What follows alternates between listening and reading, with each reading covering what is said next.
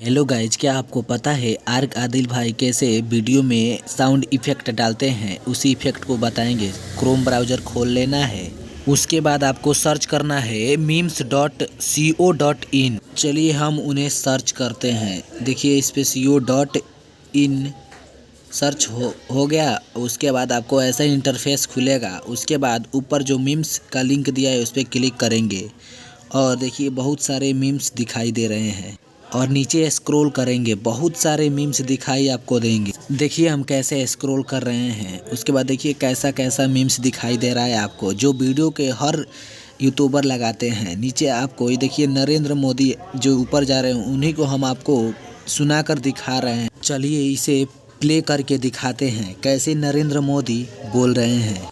अभी इस वीडियो का साउंड नहीं आ रहा है। देखिए मैं कैसे प्ले करता हूँ इस वीडियो को। देखिए नरेंद्र मोदी ऐसे बोलेंगे, आपको साफ साफ सुनाई दे। बार बार झूठ बोलो,